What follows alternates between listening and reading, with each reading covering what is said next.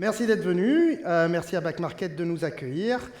On va rentrer directement dans le sujet. Je vais juste me démarrer un petit timer parce que quand je commence à parler, ça peut être long.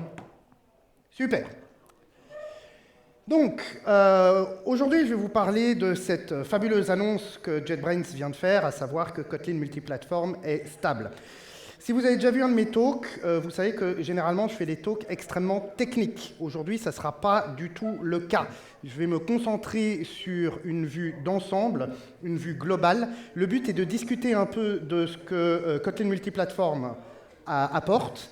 Et mon véritable but, c'est non seulement de vous convaincre d'utiliser Kotlin multiplatform dans un de vos projets futurs, mais aussi de vous donner les armes pour convaincre votre hiérarchie d'utiliser Kotlin multiplatform. Parce que la première question qu'on se pose qu'on nous pose quand on vend Kotlin multiplatform, c'est « Oui, mais qu'est-ce que c'est que ce truc? Ça a l'air très cutting edge ton truc. Qu'est-ce qui se passe si demain JetBrains décide de l'abandonner? Quel est le niveau de stabilité? Quel est le risque que je vais avoir en utilisant ce truc? Et quelle est l'utilisation dans la communauté? Mon but aujourd'hui, en utilisant cette annonce de JetBrains que Kotlin multiplatform est stable, mon but aujourd'hui est de vous fournir toutes ces informations-là pour que vous puissiez ensuite en parler autour de vous et surtout à votre hiérarchie, qui ne se déplace pas dans les meet-ups, tout le monde le sait. Alors premièrement, qu'est-ce que c'est que Kotlin multiplatform? Parce qu'on dit c'est une technologie, mais quand on dit Kotlin multiplatform c'est une technologie, on pense à tout et n'importe quoi. Ça pourrait être un IDE, ça pourrait être un compilateur, ça pourrait être tout et n'importe quoi. En fait, Kotlin multiplatform, l'idée de Kotlin multiplatform, c'est de vous permettre d'écrire du code commun, qui va être du code Kotlin multiplatform, et ensuite de fournir ça à un ensemble de compilateurs que sont le compilateur Kotlin Android et JVM, le compilateur Kotlin native qui va compiler pour iOS, le compilateur Kotlin Web, il y en a deux en fait, c'est Kotlin JS et Kotlin Wasm, qui sont deux compilateurs différents. Et donc, en fait, Kotlin multiplatform, ce n'est pas une technologie. C'est un ensemble de technologies, c'est un ensemble de compilateurs qui vont tous compiler le même code sur des targets différentes et qui vont fournir un artefact final différent. Donc sur Android, ça va être un AR. Pour un serveur ou pour du desktop, ça va être du jar classique. Pour iOS, ça va être un framework. Et donc ça, c'est quelque chose qui est assez important pour moi quand on parle de Kotlin multiplatform. C'est qu'à l'inverse de solutions comme React Native ou Flutter, ce que va vous fournir le compilateur Kotlin multiplatform ou ici Kotlin native, c'est bien un framework que vous allez ensuite intégrer dans une application native iOS. Le boulot de Kotlin multiplatform n'est pas de compiler votre application iOS. Le boulot de Kotlin multiplatform est de fournir une librairie, en iOS ça s'appelle un framework, qui va pouvoir être intégré dans un véritable projet iOS, donc dans Xcode, et on va continuer à utiliser les outils natifs pour générer cette application. Et donc, une fois que vous avez cette librairie, vous pouvez l'utiliser dans un projet natif et donc rajouter du code natif. Et donc, ce qui est aussi important de comprendre quand on fait du Kotlin multiplatform, c'est qu'à aucun moment, on ne remplace la compétence du développeur plateforme. Connaître Android, connaître iOS, connaître Spring, ce sont des compétences qui sont importantes dès lors qu'on va targeter ces plateformes. Et imaginez qu'on va pouvoir faire une application iOS sans une connaissance de la plateforme iOS. En fait, c'est faire une application qui utilise le plus petit dénominateur commun entre les plateformes. Donc c'est une application qui ne va pas être spécialisée. Si on veut une application qui soit intégrée dans la plateforme, il faut cette connaissance. Et donc Kotlin multiplatform, ce n'est pas un moyen de remplacer les connaissances de la plateforme, c'est un moyen de factoriser le code métier, là où la connaissance de la plateforme est le moins intéressant. Mais pour tout ce qui est display, intégration, notification, etc., Kotlin multiplatform ne se substitue pas à la plateforme. Et donc, c'est La grande nouveauté, on va dire, avec Kotlin multiplatform, en tout cas c'est vraiment ce qui change par rapport aux autres solutions, c'est que généralement on se pose la question quand on va faire une application, est-ce que j'investis dans une solution cross-platform et je fais toute mon appli en cross-platform et j'utilise le plus petit dénominateur commun de ces plateformes, ou alors est-ce que j'investis dans dans plusieurs équipes qui vont chacune développer leur propre application avec un cahier de recettes différent, avec un système de suivi de tickets spécifique à chaque plateforme. En fait, maintenant, on va pouvoir faire les deux. On va pouvoir faire du cross-platform pour la partie métier et du natif pour tout ce qui est spécifique à la plateforme, le UI, l'intégration, les notifications. J'en passe et des meilleurs. Ce qui est génial aussi avec Kotlin multiplatform, c'est que vous n'êtes pas obligé de repartir à zéro. Vous pouvez prendre une application qui existe et qui est full plateforme avec son métier, son comportement, son interface, et dire « Ok, je vais mettre un peu de Kotlin multiplateforme juste pour voir ce que ça donne. Je fais une petite librairie, je ne vais pas remplacer tout le métier, d'accord? Je vais faire une petite librairie avec quelques fonctions métier, je vais intégrer ça dans mon appli Android, dans mon appli iOS, peut-être même dans mon appli web, et je vais voir ce que ça donne.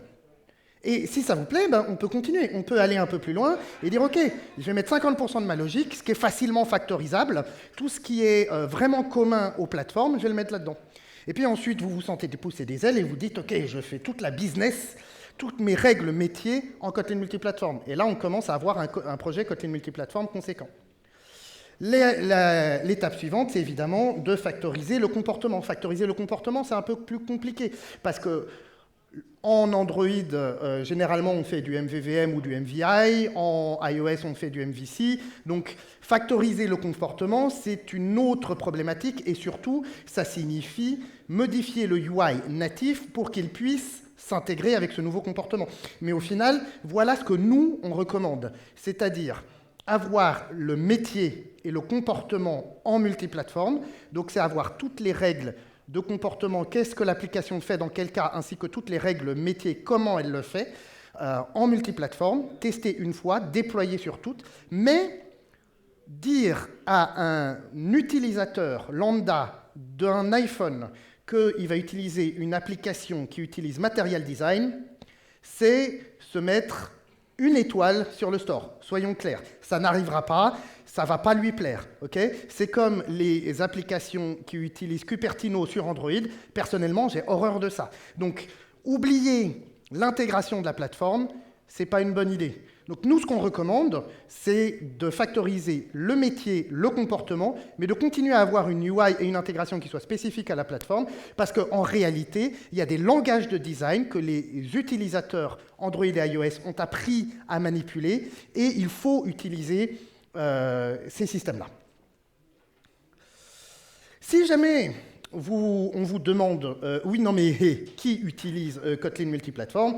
En réalité, plein de monde. Et vous avez ce lien-là, qui ne marchera pas parce que je n'ai pas Internet. Si, tu as Internet? D'accord, voilà. Mais tu vas devoir faire ça plusieurs fois.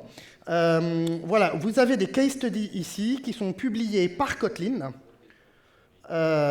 Et c'est bien pratique, juste pour dire, voilà, Autodesk, qui est quand même pas une petite boîte, VMware, etc., utilise Kotlin multiplatform et vous pouvez utiliser ça pour démontrer que Kotlin multiplatform est utilisé et fonctionne. L'autre question qu'on se pose souvent quand on fait du Kotlin multiplatform, c'est « Ok, est-ce que je vais devoir réinventer la roue ?» C'est une vraie question, parce qu'il ne faut pas confondre Kotlin multiplatform et la JVM. Quand on fait du Kotlin Android, on va utiliser un ensemble de librairies, enfin on va utiliser Maven Central, qui est un repository monumental de librairies. Hein, c'est comme NPM. Si vous y avez pensé, quelqu'un d'autre l'a mis sur Maven Central. Donc, en fait, la vraie question qu'on se pose quand on utilise Kotlin multiplatform, c'est est-ce que je vais devoir réinventer la roue chaque fois que j'ai des besoins métiers qui sont non spécifiques à mon métier, d'accord? Donc, faire des requêtes HTTP, faire du caching, faire du REST ou d'autres systèmes de requêtes, du réseau en général, de la manipulation d'images, ce genre de choses. Est-ce que je vais réinventer la roue? Alors, je ne vais pas vous dire que Il y a autant de librairies Kotlin multiplateforme que de librairies JVM, c'est pas vrai. Loin de là. Mais comme vous pouvez le voir, chaque année, de manière exponentielle, il y a de plus en plus de librairies qui sont publiées pour Kotlin multiplateforme. Donc, en réalité, dans la grande majorité des cas, vous allez trouver une librairie qui correspond à vos besoins. Il y avait une question? Non, vas-y, tu peux poser la question.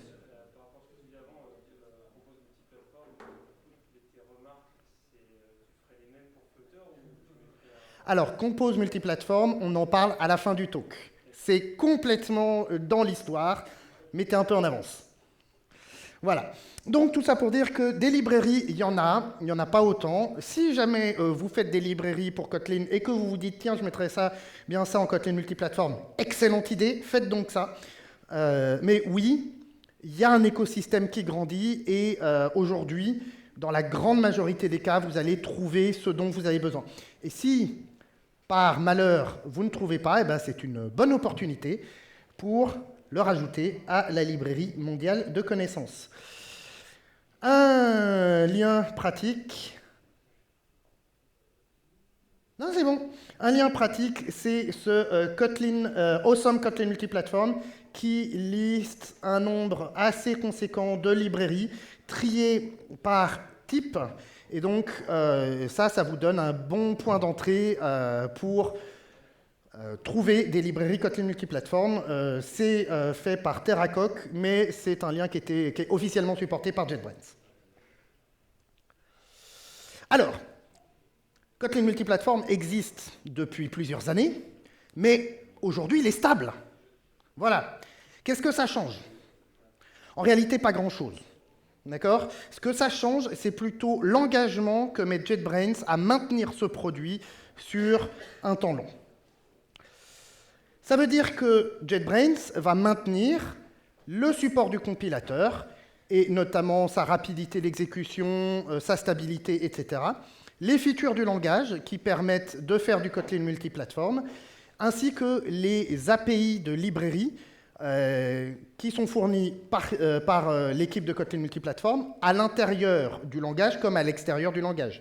Des librairies qui sont fondamentales quand on fait du Kotlin en général et du Kotlin multiplateforme en particulier, comme Kotlinx Coroutine, font partie de l'engagement de JetBrains sur leur maintien et leur stabilité. Ça signifie aussi que ces librairies vont suivre un cycle de dépréciation strict, c'est-à-dire que quand ils veulent changer quelque chose, parce que on change toujours des trucs quand on fait évoluer des librairies, il y a un cycle de dépréciation qui est strict et qui vous assure que vous avez le temps de mettre à jour. D'abord, on annonce que c'est déprécié, ensuite on met un warning, ensuite on met une erreur. Bref, vous avez plusieurs cycles de développement avant de vous retrouver vraiment dans le boudin en vous disant « Purée, ça fait 1 an et demi qu'ils disent que ça va être déprécié et j'ai toujours rien fait, là c'est votre faute ».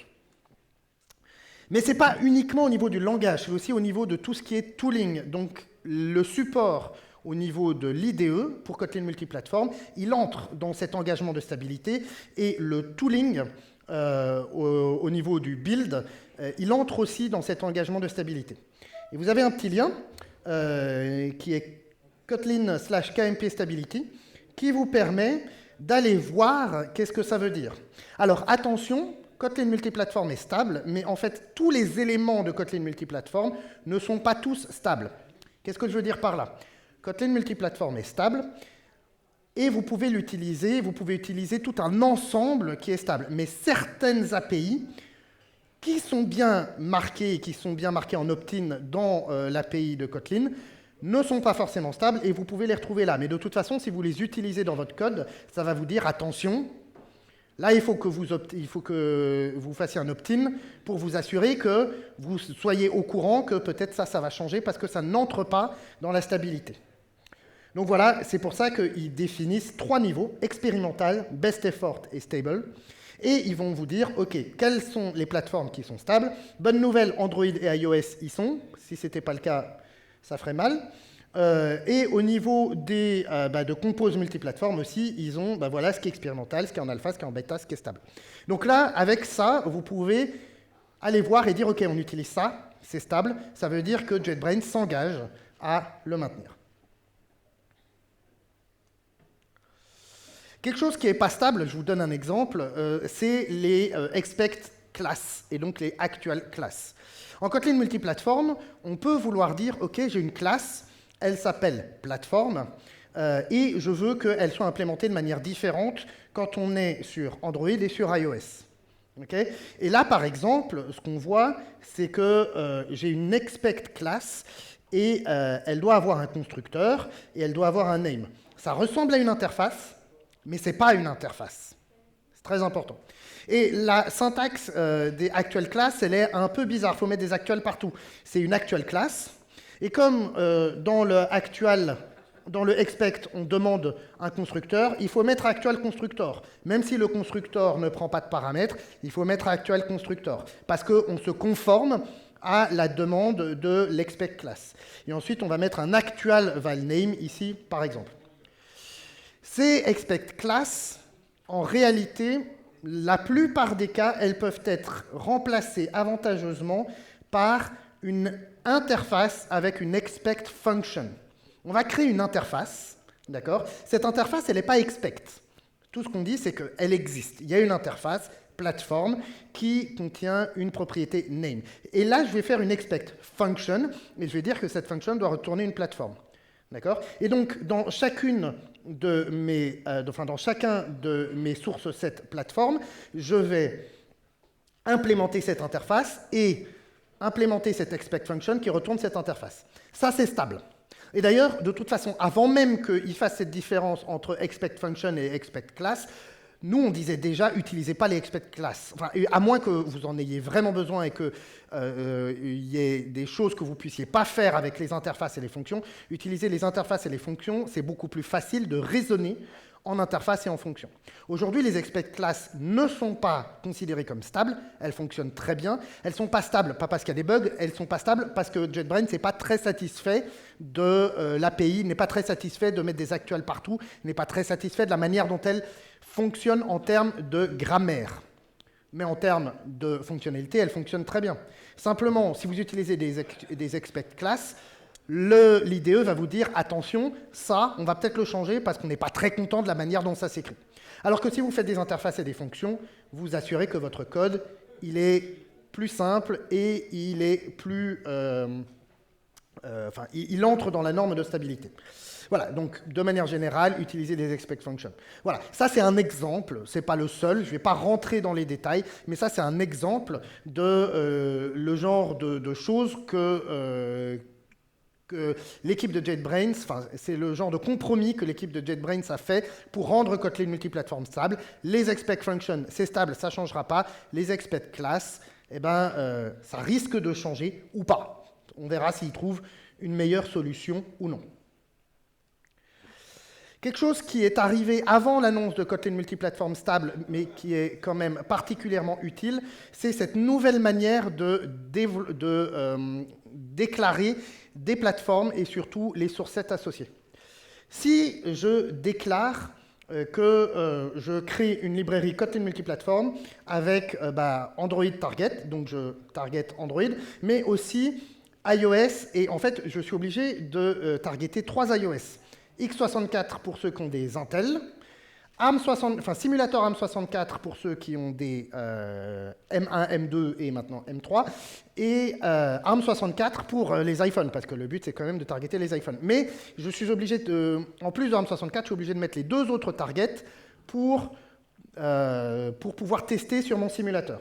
Et donc je fais ça et automatiquement j'ai tous ces source sets. Alors c'est pratique, je peux mettre le code commun dans Common Main, le code spécifique pour Android dans Android Main, mais du coup, pour tout ce qui est spécifique à iOS, j'ai 3 source sets. C'est chiant. On est d'accord. La solution avant, c'était de déclarer manuellement un source set qui inclut ces 3 source sets. Enfin, plus exactement, de générer un source set qu'on va appeler iOS Main et de modifier ces 3 source sets pour qu'ils dépendent de iOS Main. La bonne nouvelle, c'est que maintenant, c'est fait automatiquement par le plugin Kotlin multiplatform. Ça rentre dans l'engagement de stabilité. Ça veut dire que ce source set hierarchy, il ne changera pas. En tout cas, pas sans un très long système de dépréciation. Bon, vous avez ça, vous rajoutez WatchOS, vous allez avoir les trois. Bon, heureusement, vous avez maintenant WatchOS Main. On ne fait pas la même chose sur un iPhone que sur une montre, c'est un fait. Donc on ne va pas avoir le même code forcément. Mais il y a du code commun des fois. Il y a du code commun peut-être dans le code réseau ou dans le code de caching ou ce genre de choses. Et donc le plugin va automatiquement vous créer un source set qui va appeler Apple Main, qui va inclure à la fois iOS Main et WatchOS Main. Et ça s'appelle le Default Source Set Hierarchy. Ça peut être customisé, mais dans la très grande majorité des cas, il n'y a pas besoin de le customiser. Dans la très grande majorité des cas, ça va être évident que vous n'avez pas besoin de plus. La bonne nouvelle, c'est que ça veut dire que vous pouvez vous intégrer dans n'importe quel projet Kotlin multiplateforme existant. La norme de nommage des source sets, elle reste cohérente. Voilà. Notez d'ailleurs que dans iOS Main, WatchOS Main et Apple Main, vous allez mettre du code Kotlin avec les API iOS, avec tous les Xkit, d'accord. Alors bon, UIKit, ce ne serait pas une bonne idée de faire du Kotlin en UIKit, hein, mais tout ce qui est CocoaPod, etc., tout ça est utilisable en Kotlin et vous avez accès en Kotlin multiplateforme aux API Objective-C de iOS. Et donc vous pouvez directement manipuler de la plateforme iOS en Kotlin. En plus, évidemment, plus tard, de le faire dans votre projet natif, comme on en a parlé au début de cette présentation. Soit dit en passant, je vous encourage grandement à utiliser Gradle Kotlin. Comme vous le savez, pour Kotlin multiplateforme, on utilise Gradle pour configurer les source sets, les dépendances et tout ça. Et l'avantage de Gradle Kotlin, c'est que vous avez l'autocomplétion et la découverte des API simplement en faisant CTRL espace. D'accord? Donc ça, c'est hyper utile. Sachez que Gradle Kotlin est stable à l'intérieur de Gradle, et c'est même considéré maintenant par Gradle comme le langage préféré à utiliser par défaut pour tout projet utilisant Gradle, selon Gradleware. Et l'API du plugin Gradle entre dans l'engagement de stabilité de JetBrains. Ça signifie que JetBrains s'engage à ce que cette API Gradle ne change pas tous les 4 matins, comme ça a été le cas au début, hein, parce qu'au début, ils ne savaient pas trop comment est-ce qu'on allait configurer tout ça. Là, maintenant, cet engagement de stabilité, il inclut le plugin Gradle. Donc, en configurant votre projet, vous n'allez pas devoir tous les 4 matins changer de fonctionnement de configuration. Je dois aussi vous dire que les performances et surtout les build performances s'améliorent de version en version. Je ne vais pas vous faire la liste de tout ce qui est sorti avec Kotlin 1.9.20 et tout ce qui va sortir avec Kotlin 2.0, mais les performances s'améliorent. Alors, je ne vais pas non plus vous vendre du rêve en vous disant que Kotlin natif compile aussi vite que Kotlin JVM, parce que la vérité, c'est qu'on n'est pas encore là. Mais il y a une véritable implication de JetBrains dedans, à tel point qu'on n'a pas eu de nouvelles fonctionnalités dans le langage Kotlin depuis plus d'1 an et demi, parce que tout le focus de l'équipe Kotlin était sur le nouveau compilateur Kotlin, qui s'appelle K2, et ce nouveau compilateur Kotlin, son objectif, c'est de réduire drastiquement les performances. Donc en fait, ça fait 1 an et demi que l'équipe Kotlin se concentre plus sur les performances que sur le langage en lui-même. Donc les performances, elles ne sont pas encore au niveau de Kotlin JVM, et si vous écrivez du code Kotlin, moi ce que je conseille, c'est toujours de lancer d'abord les codes, les tests Kotlin JVM, de développer et d'itérer en testant sur Kotlin JVM, et une fois que Kotlin JVM est stable, itérer et tester sur les autres plateformes, parce que les autres compilateurs sont plus lents, c'est un fait. Et puis de toute façon, si vous lancez les tests sur toutes les plateformes, vous allez lancer les tests sur une bonne vingtaine de plateformes, et vous allez pouvoir vous faire un café. Donc il y a une vraie question sur les builds performance, ça s'améliore, ça va de mieux en mieux, et avec Kotlin 1.9.20, si vous activez notamment le Gradle Build Cache, vous allez quand même constater que c'est quand même beaucoup plus cool qu'avant. Est-ce qu'il y a des développeurs iOS dans la salle? Oh, mais je suis très agréablement surpris. Comme Kotlin ne parle pas à Swift. Ça, c'est un véritable pain point et tout le monde est au courant. Kotlin génère de l'Objective-C. Swift sait parler à Objective-C. Objective-C, c'est le traducteur au milieu. D'accord? Et c'est comme quand on a un traducteur, on se comprend moins bien, ça prend du temps et ça énerve tout le monde. Donc, JetBrains est absolument au courant. Et Swift, il y a, je crois, 1 ou 2 ans, a stabilisé son Application Binary Interface. Donc, ça signifie que JetBrains va pouvoir investir du temps dans le fait que Kotlin parle directement à Swift et plus à Objective-C. De plus, ça permettrait à Kotlin d'utiliser les nouvelles API de Apple, parce que Apple publie ces nouvelles API uniquement en Swift et plus en Objective-C, et donc, on ne peut pas les utiliser en Kotlin. Donc il y a un véritable problème là. JetBrains a annoncé qu'ils arrêtaient de développer le bridge Objective-C, c'est-à-dire que le bridge Objective-C, il est tel qu'il est maintenant, ils ne vont pas investir dans l'amélioration de ce bridge. Par contre, ils vont investir dans le fait que Kotlin parle directement à Swift. Ça, c'est leur nouveau gros chantier. Ça ne va pas arriver demain. Donc, en attendant, même s'ils travaillent dessus, on est obligé d'utiliser Kotlin pour OBJC et Swift via OBJC quand on parle aux deux. Pour faciliter le dialogue avec les développeurs iOS et pour faciliter le design d'API en Kotlin multiplateforme, de manière à ce que cette API soit agréable et compréhensible à utiliser du côté de Swift, JetBrains vous propose Interopedia. Ouais, là, il faut... Kotlin vous propose Interopedia. Interopedia, c'est un ensemble de pages sur GitHub qui vont vous donner toutes les informations sur comment est-ce que du code Kotlin est transformé en Swift. En réalité, comment est-ce que le code Kotlin est transformé en Objective-C et comment est-ce qu'Objective-C est ensuite transformé en Swift. Ça vous donne les armes pour discuter avec une équipe iOS, ça donne les armes à l'équipe iOS pour comprendre les limitations et ça permet de développer une API qui ne donne pas envie de pleurer à un développeur iOS. Donc c'est très utile et c'est quelque chose qui était très nécessaire.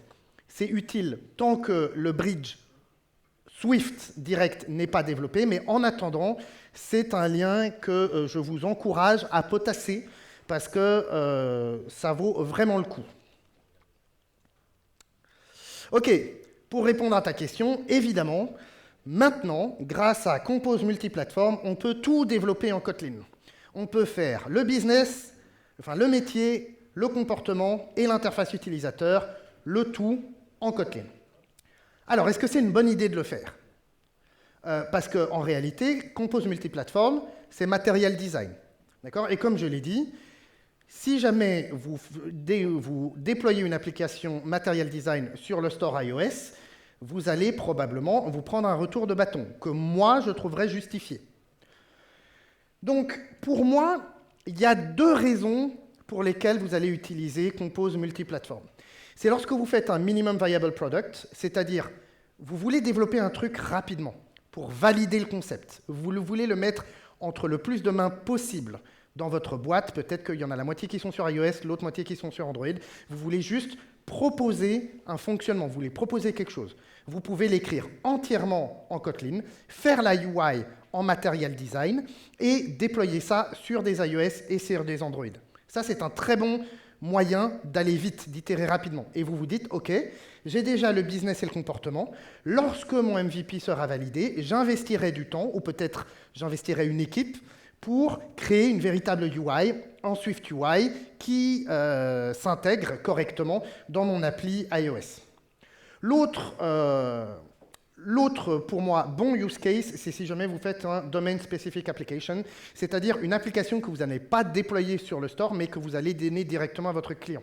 Par exemple, une fois, j'ai fait une application pour des vendeurs en immobilier, pour qu'ils puissent voir directement toutes les données de ce qu'ils avaient à vendre, etc. Ça, ce n'est pas une application qui allait être déployée sur le store. Le truc, c'est que ces vendeurs en immobilier, ils avaient de l'Android et de l'iOS, et ça, c'est un autre bon use case, parce que vos utilisateurs, ils ne vont pas aller sur le store et pleurer que leur application, elle ne ressemble pas à de l'iOS. Encore une fois, à raison. Donc ça, c'est aussi une bonne raison de le faire, c'est si jamais vous faites des applications qui ne sont pas déployées sur le store, mais qui sont directement envoyées à des clients qui n'ont pas forcément besoin que ça ressemble à ceux qu'ils ont l'habitude. Si c'est une domaine specific application qui se concentre sur les data, eh bien à ce moment-là, pour moi, c'est un autre très bon use case pour utiliser Compose. Voilà pour moi les deux bonnes raisons d'utiliser Compose. JetBrains vous propose un petit lien qui s'appelle kmp.jetbrains.com et qui vous permet de générer un wizard, enfin c'est un wizard qui vous permet de générer un projet directement Kotlin multiplatform avec Compose. Alors, Compose est obligatoire sur Android. Il va vous permettre de choisir si vous voulez du Compose pour iOS ou si vous voulez faire votre UI en SwiftUI. Et il va vous permettre de rajouter du desktop ou même du web avec WebAssembly, etc. Parce qu'avec Compose, vous pouvez faire non seulement de l'Android et de l'iOS, mais vous pouvez faire aussi du desktop. Et d'ailleurs, sachez que Compose Desktop est stable. Il est officiellement supporté par JetBrains. Et cette présentation, avec toutes ces petites fonctionnalités, et il y a même des speaker notes et plein de choses, c'est une librairie qu'on a créée pour créer des présentations en Compose Desktop. Donc en fait, depuis le début, la présentation que vous voyez, elle a été programmée en Compose Desktop. On programme nos slides et ça permet d'avoir des animations, des box, des trucs et ça nous permet d'avoir exactement ce qu'on veut montrer, de pouvoir faire de l'animation, du source code et ce genre de choses. Et faire tout ça avec un logiciel, ça nous paraissait chiant, donc on a codé en Compose Desktop notre système de slides. JetBrains a profité de l'annonce de Kotlin Multiplatform Stable pour annoncer Fleet. Fleet est polyglotte, il supporte plein de langages, y compris Swift et Kotlin Multiplatform. Et il est aussi distribué et collaboratif. Et pour vous faire la démonstration de Kotlin Multiplatform, Romain Boissel, qui va vous montrer comment fonctionne Fleet et Compose Multiplatform. Bonsoir à tous.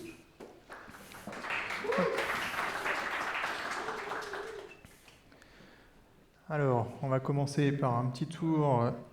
Hop. Donc, Salomon vous l'a bien expliqué. Fleet, c'est un nouvel IDE qui est aujourd'hui en preview. Donc, ça reste pas stable pardon. Il y a des bugs. Ils l'ont sorti il y a un an. Moi, il y a un an, je l'ai installé et il a juste remplacé VS Code, en fait. C'est devenu mon éditeur de texte par défaut. Parce qu'il n'était pas suffisamment stable, il n'y avait pas assez de support pour Kotlin, etc. Et à la rentrée, je l'ai réinstallé, je l'ai réouvert pour faire du Swift pur, parce que j'en avais marre d'utiliser Xcode. Et j'ai été surpris de voir qu'il était ultra performant et qu'il me permettait de coder en Swift et SwiftUI sans problème. Pour la démo, j'avais prévu de passer par le wizard, de configurer un petit projet, de le télécharger et de vous faire un live coding. Mais du coup, j'ai essayé hier soir, mon PC a mis 20 minutes à indexer le projet, donc je vais plutôt vous montrer ce que j'ai fait en Kotlin multiplatform avec Fleet. Bon, pas vraiment besoin de coder vu que c'est déjà fait, mais je vais vous présenter Fleet. Ça ressemble très fortement à IntelliJ, c'est un peu plus épuré, il y a moins d'options pour l'instant. Et donc le projet du wizard qui a été téléchargé avec Android iOS Desktop nous donne un package avec déjà une application Compose et une application iOS et une configuration Gradle. Voilà. Donc, si je vais plutôt dans le projet Compose, on voit qu'on a Kotlin multiplatform, une Android application et Jetpack Compose. Avec les targets Android, JVM pour le desktop et iOS pour les différentes targets iOS. Pour le petit exercice, j'ai ajouté une librairie qui s'appelle Kuros, qui nous permet de générer des QR codes. Donc là, on voit que je l'ai déclaré dans le code commun. Donc dans le code commun, je vais pouvoir créer et générer des QR codes qui seront utilisés ensuite sur les différentes plateformes. Dans notre application Compose, on a différentes... Excusez-moi, je ne vois pas mon écran du coup. On a différents source sets. Donc on a le common source set qui va nous permettre de partager notre code métier et UI, puisqu'on est en Compose multiplateforme. Et puis après, on va avoir des source sets par plateforme. Donc ici, on a Android avec une activité qui va appeler notre application qui est dans le code common. On va avoir la même chose pour desktop main. On a une application desktop, donc c'est une application qui déclare une window, et qui embarque notre app. Et dans iOS main, on va avoir presque la même chose. On va avoir un Compose UI View Controller qui va nous permettre d'intégrer dans UIKit une application Compose multiplateforme.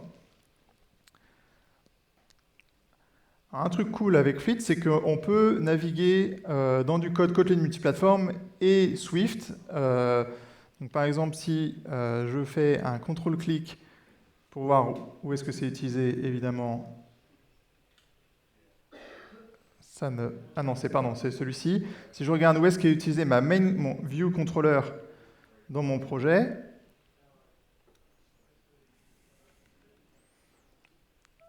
hop, il va automatiquement sauter sur mon iOS app, qui, elle, est une application iOS que je pourrais ouvrir dans Xcode.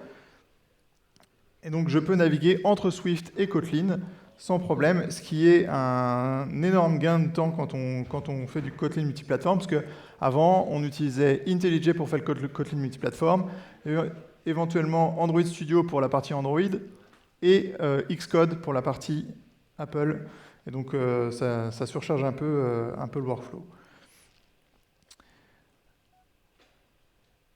Voilà ce que je peux vous montrer. Le package que j'ai téléchargé de kmp.jetbrains.com, directement, je peux exécuter les applications sur le desktop, sur Android et sur iOS. Donc, je vais lancer les applications. Normalement, la desktop, elle tourne déjà. J'aurais peut-être dû le faire avant. Parce que ça turbine. Et donc voilà, l'idée, c'était juste de démontrer. Donc on voit que la UI elle ressemble fortement à une application Android, puisque comme le disait Salomon tout à l'heure, c'est Material Design. Donc on est un peu loqué là-dessus. Alors après, je pense que y a des gens qui vont venir avec des bonnes idées pour surcharger le design par plateforme. Je crois même que j'ai déjà vu des projets là-dessus. Donc ça devrait être déjà plus convenable pour des utilisateurs iOS, par exemple. Et donc, si je clique...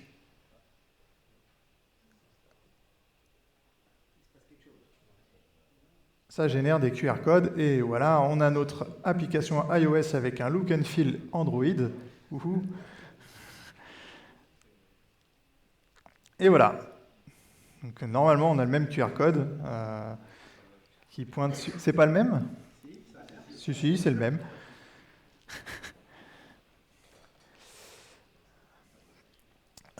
Et voilà pour la démo.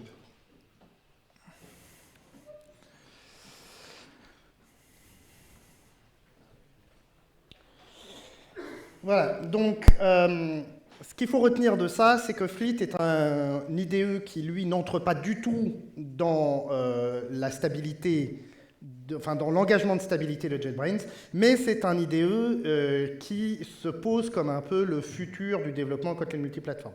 La question qu'on se pose tous, c'est quid de IntelliJ IDEA? Moi, j'aime bien IntelliJ IDEA. Ça reste complètement supporté. Par contre, la chose qui est dans Fleet et qui n'est pas annoncée par JetBrains dans IntelliJ IDEA, c'est le support de Swift. Le support de Swift, pour l'instant, est à mon avis, pour toujours, ça fait partie de Fleet et pas de IntelliJ IDEA. Ce qu'on n'a pas eu le temps de vous montrer aussi, c'est que vous pouvez développer complètement en Swift avec Fleet et que les API, si vous modifiez votre API Kotlin multiplatform, c'est automatiquement modifié en Swift et vice-versa. Tout ce qui est intention du genre rename, move, package, etc., tout ça est transparent entre Kotlin et Swift grâce à Fleet. Alors je vous encourage fortement à essayer Fleet et je vous encourage fortement à ne pas oublier que Fleet est en bêta. Parce que sinon, ça va vous faire drôle.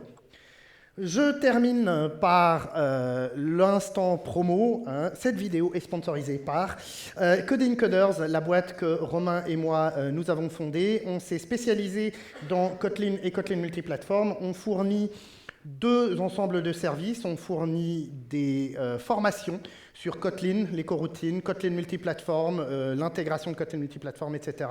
On est certifié par JetBrains pour nos formations. Donc si jamais vous cherchez des formations, si jamais vous souhaitez démarrer en Kotlin multiplatform et que vous voulez apprendre le plus rapidement possible, on propose des formations généralement en 4 à 5 jours. Donc c'est maximum une semaine de formation. Et en une semaine de formation, on prétend en tout cas que vous êtes efficace et que vous comprenez Kotlin multiplatform, les coroutines et tout ce dont vous avez besoin pour créer une app multiplatform. Donc on a passé beaucoup de temps à créer une offre de formation qui nous semble être particulièrement adaptée. Si jamais vous cherchez des formations pour Kotlin, évidemment, je vous engage à nous contacter. On fournit aussi des services d'architecture, de consultance et de développement autour de Kotlin et Kotlin multiplatform. Vous avez un projet, vous voulez intégrer du Kotlin multiplatform, c'est quelque chose qu'on a fait chez plusieurs clients. On fournit ça, généralement c'est des missions un peu plus longues où on vous propose une architecture et on vous propose un accompagnement pour intégrer Kotlin multiplatform dans votre application et évidemment dans votre CI, dans votre déploiement, etc. On s'investit aussi beaucoup sur l'open source parce que c'est vraiment un modèle qui nous intéresse et toutes nos libs sont compatibles avec toutes les targets Kotlin. Bon.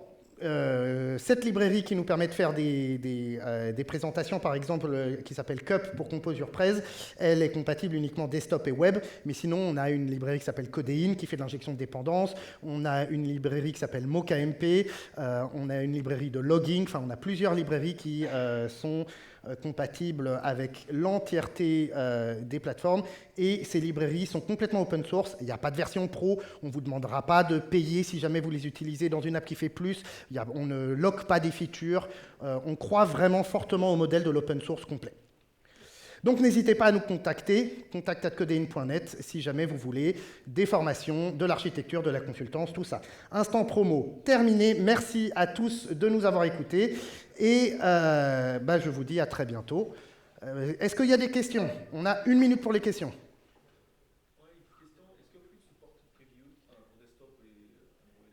Est-ce que Fleet supporte la preview de Compose? Non. Mais la bonne nouvelle, c'est que Kotlin JVM et Kotlin Android ont des build times qui sont très très courts. Donc moi, je développe beaucoup en Compose Desktop en ce moment parce que ça me fait triper. C'est plus rapide. La preview de Compose en Android Studio est plus lente que dans Fleet faire commande R, rerunner l'application et le temps que ça recompile et que ça réaffiche, c'est plus rapide que la preview. Oui, c'est preview, mais Fleet n'est pas preview. Fleet est en preview. Mais c'est preview qui est une preview. Voilà, on fait une petite pause de 2 minutes. Ah non, il y a une autre question. Par rapport à ma première question, oui. Tu disais qu'il ne faut pas faire du compose sur iOS. Ouais. Est-ce que tu dirais la même chose de Flutter?